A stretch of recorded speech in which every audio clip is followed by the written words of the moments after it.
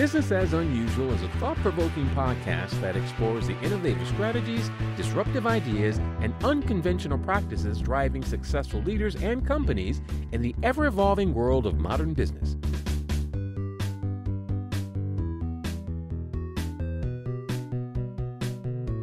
Subscribe, comment, and share for weekly inspiration with our host, Aisala.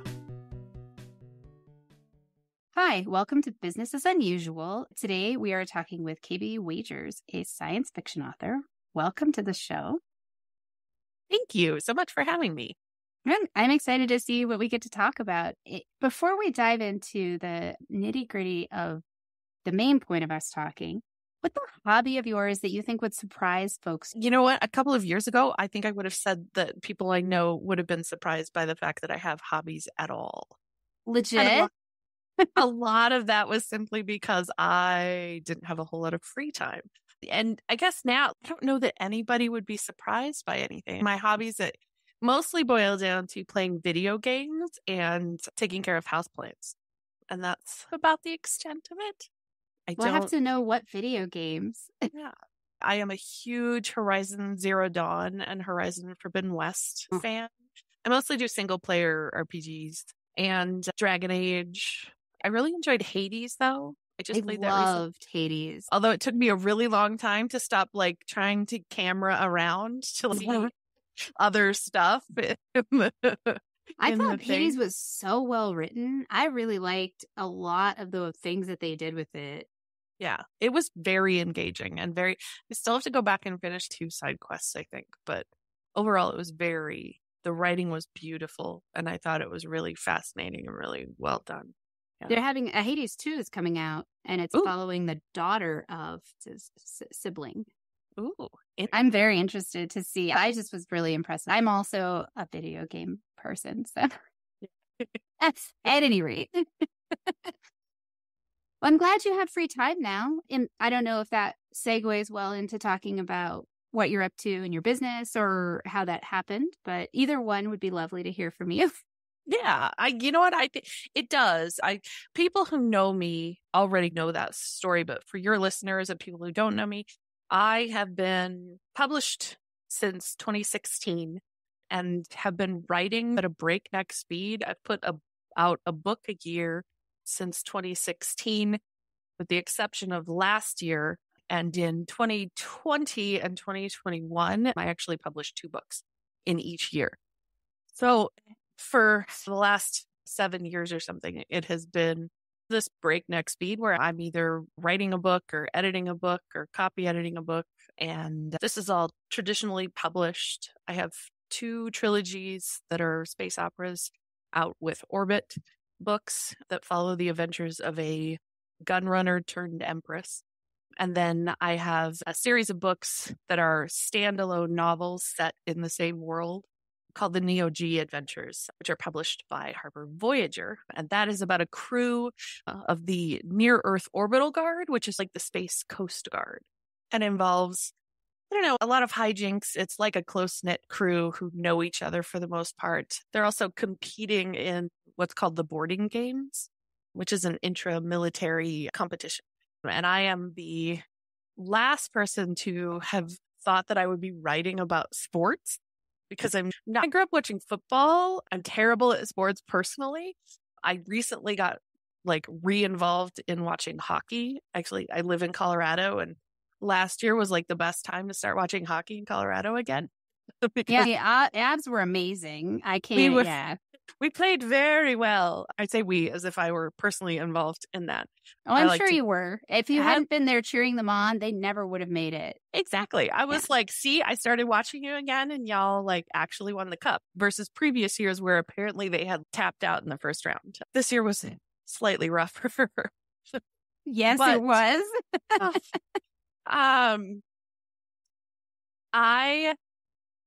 We lost the plot on that question.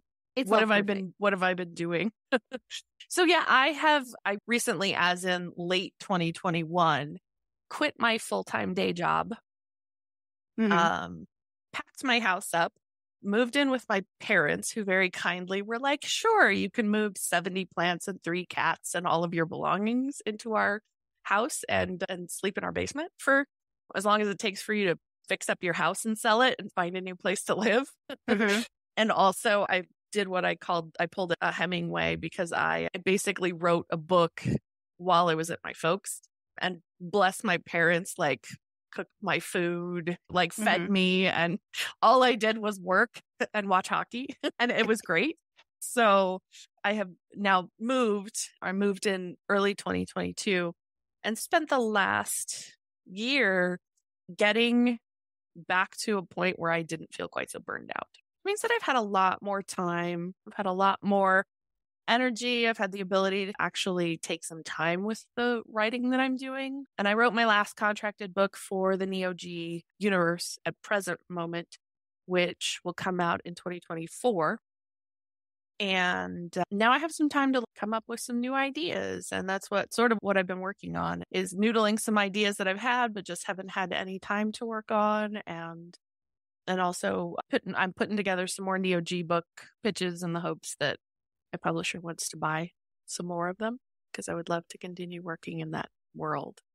But yeah, it's been quite the journey from being burned out to learning how to not do anything, which I talk a lot on my social media about toxic productivity and capitalism and how we fool ourselves into thinking that we need to be going warp 9 all the time.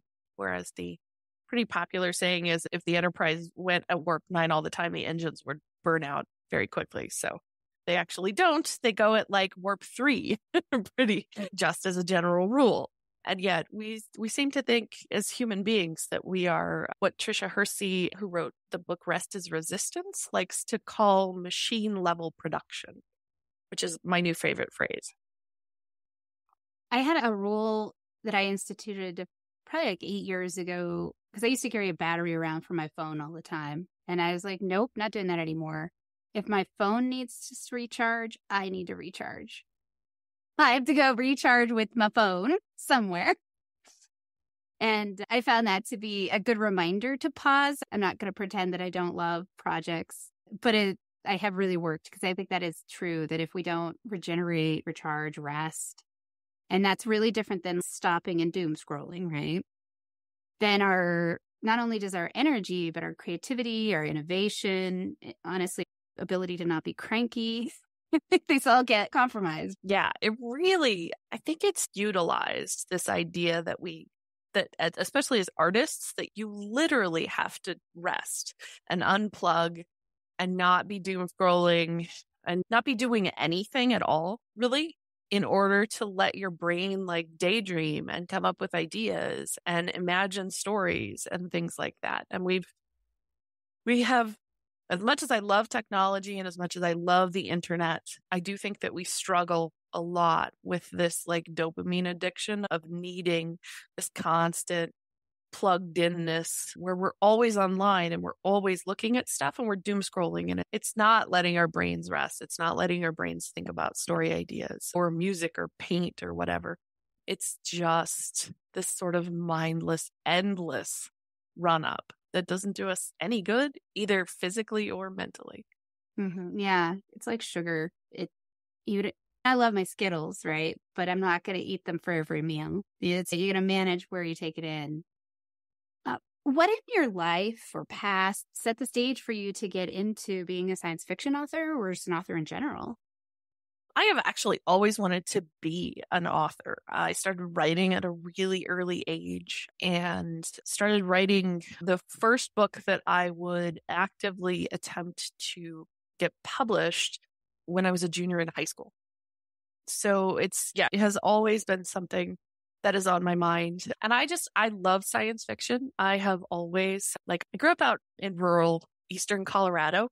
So we didn't have cable. We didn't and also it was the 80s. So we watched a lot of public television, which meant that we watched a lot of British science fiction shows. I grew up on Doctor Who, the original Doctor Who, and Red Dwarf and Blake 7 and stuff like that. So I I fell in love, and my mother's really well read, and my father is generally entertaining and loves astronomy and space and stuff. So we ended up talking about that sort of thing around the dinner table a lot, which is funny. It's something I learned. I just spent a week in Wyoming at the Launchpad Astronomy Workshop, which is a workshop that one of the professors at the Department of Physics and Astronomy puts on yearly.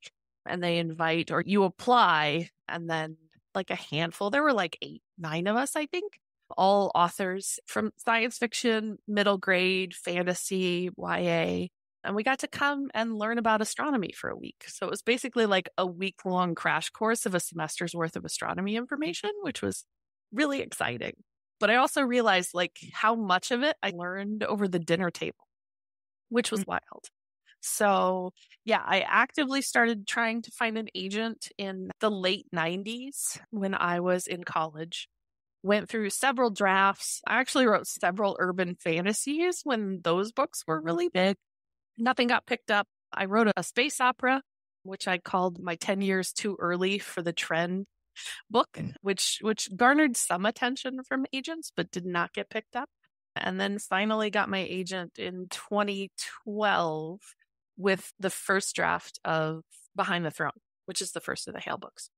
So yeah, it's just something that I have always worked for, and then was able to finally successfully do. And I would say I am probably on the low mid list as far as authors go. So I'm not a huge bestseller, but my books do pretty well.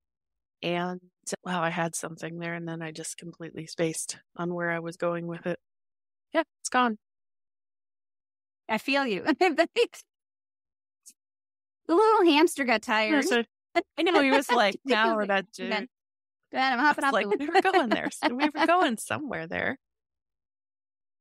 This is business as unusual. What would you say is unusual about what you're up to? So I was thinking about this morning, and it still constantly makes me laugh. I write, like I said, the first 2 trilogies that I wrote for Orbit are space opera, and they are diverse both in race and sexual orientation. And the NeoG books are military science fiction, which traditionally has been extremely conservative as far as its readership goes.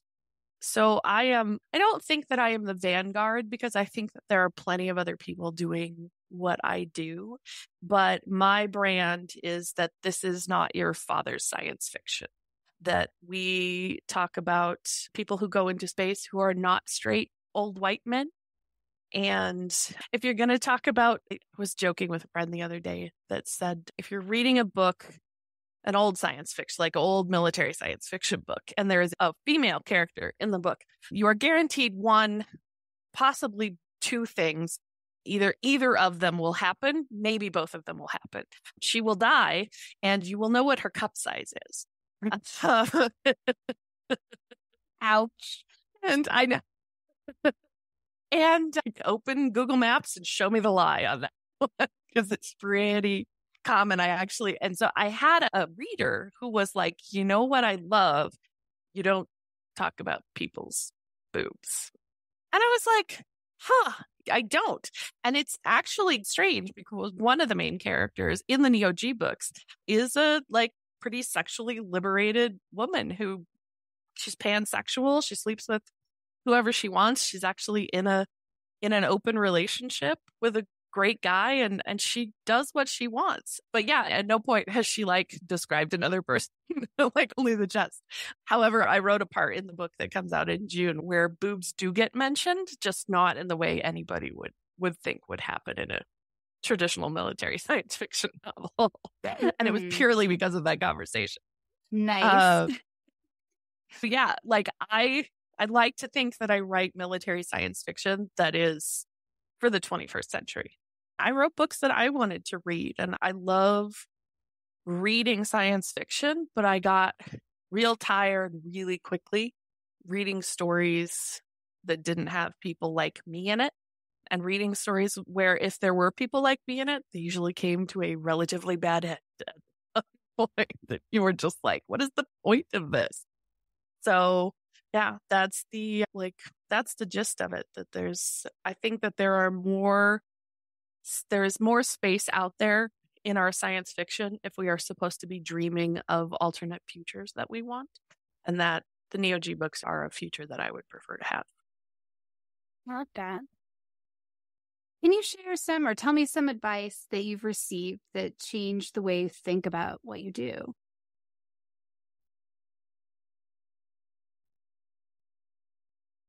Some of the best advice I got early on as far as craft goes, or like how to handle being published, was actually from a friend of mine, Yasmin Gaylor, who cautioned me to never read the reviews, because by that point, like, you have no control over this. The book is done. It has been published. It's out in the world. You can't change it, even if you wanted to, and you really don't want to. Elizabeth Bear also had that same advice. She wrote a really famous LiveJournal post at one point called "The Story is Always Broken," I think, that talks about learning to let go, like that this is done and you just want to move on, which I think is pretty timely, especially since we live in a world where we feel like everything can be adjusted and changed at the last second and updated, and there's no sense of like finality on something.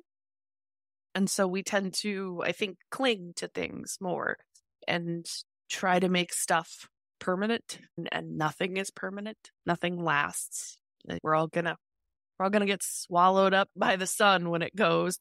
And that's just the way the universe works, and nothing is meant to last forever.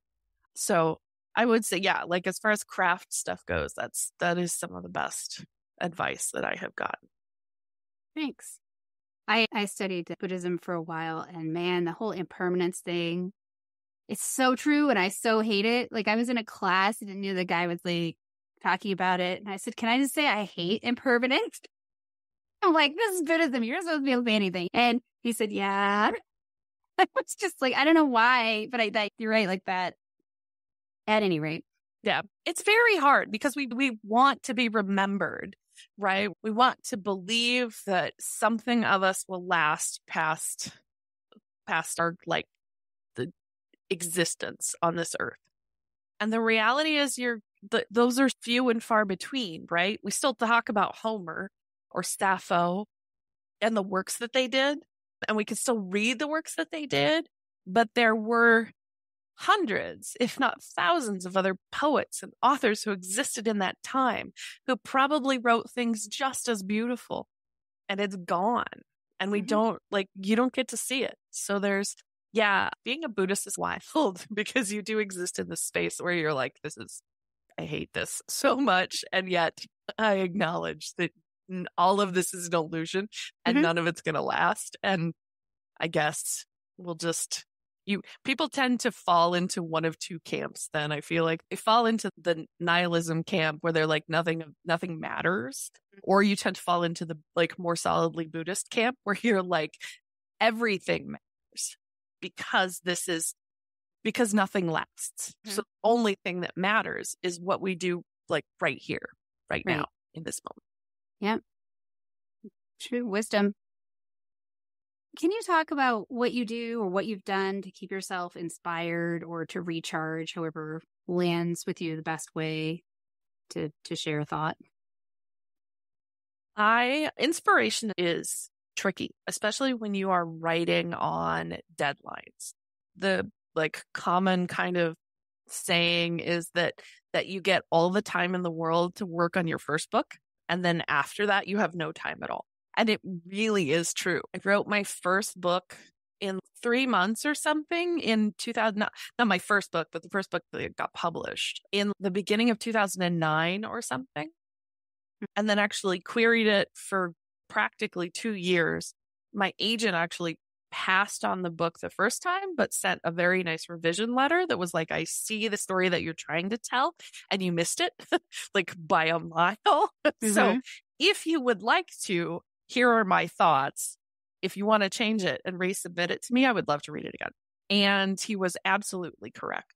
And I rewrote practically the entire book. I like to say there are only 5 people in the world who have read the original draft of that book, which was terrible. The draft that got published has the same first 10 pages in it that were in the original. A lot of the same characters. There's one major change to the beginning of the book, and the rest of it is completely different from how it was. So I spent all this time working on this book. We sold it. I had 3 months to write the next book and less than a month to edit it. And then we published it, I think, 2 months after the first book came out. So it's just like you have no time. There is no time at all. So my big thing when I need to clear my head, when I want to think about the story, is I go for walks or hikes or somewhere outside. And I have a metric ton of playlists varying from like actual story playlists that I make to just random stuff. And I did listen to those depending on what I'm working on, what I need, and just stop thinking.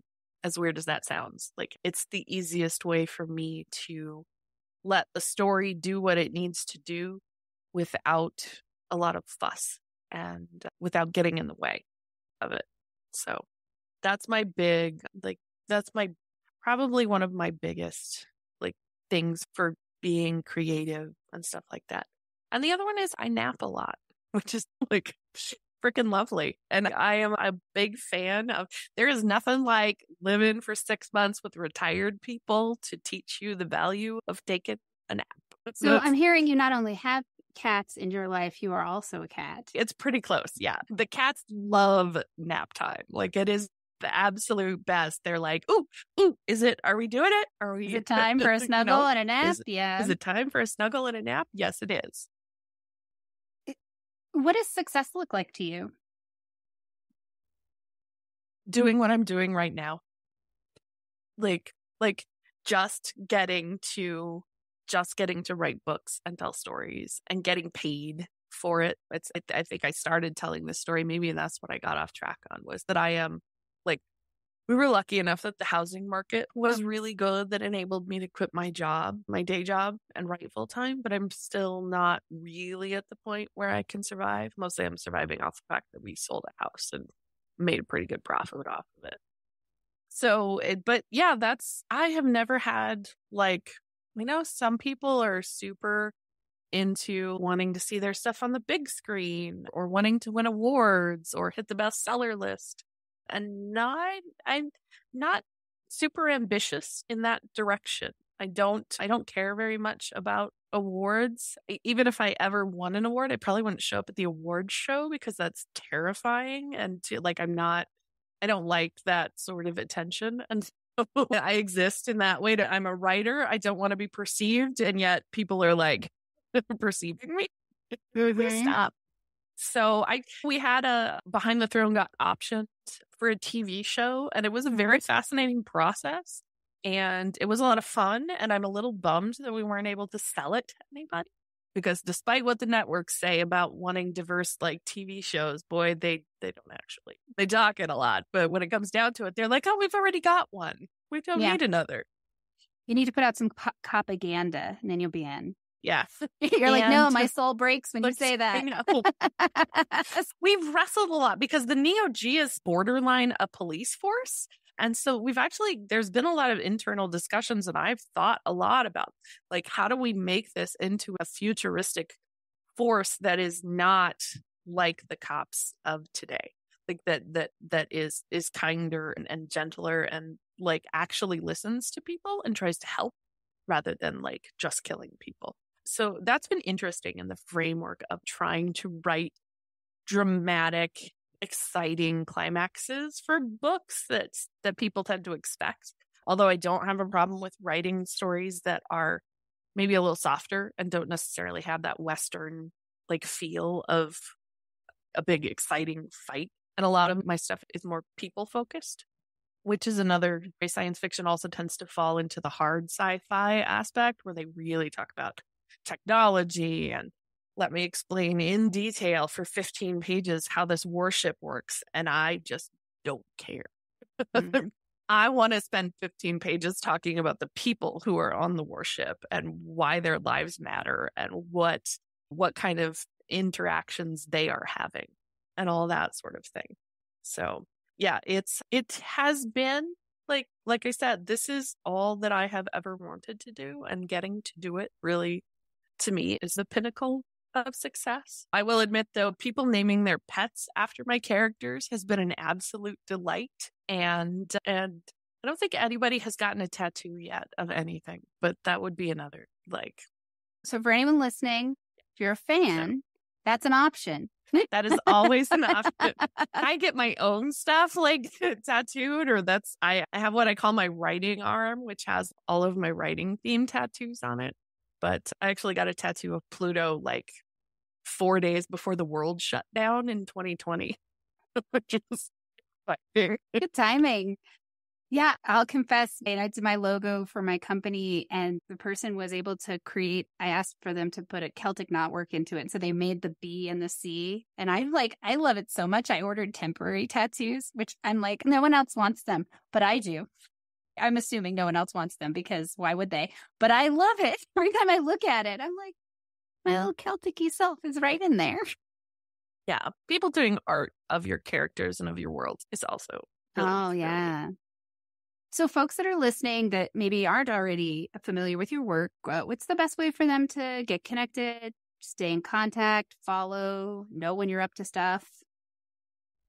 Boy, with social media, the way it is right now, the website, which is just kbwagers.com, is always probably the best way to find out what's going on.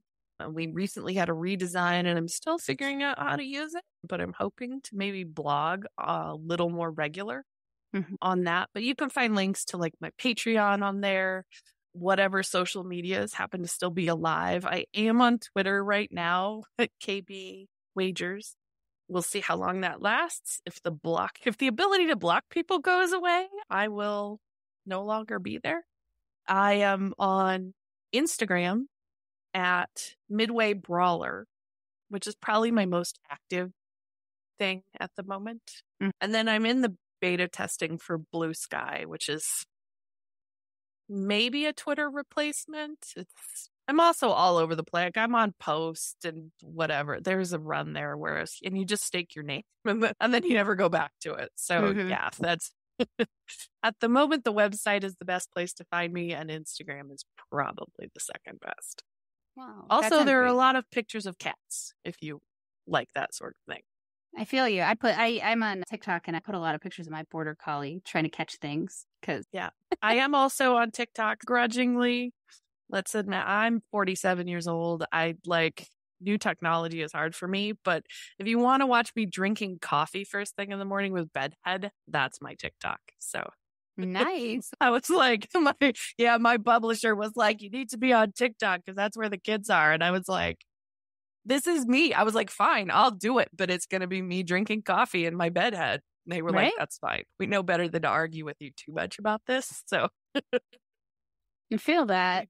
Yeah, there are occasionally cat videos and stuff on there too. So who wouldn't tune in for that? Thank you so much for hanging out with me and sharing what you're up to. I really appreciate it. Absolutely. Thanks so much for having me. This has been fun. All right. Bye, everybody. Bye.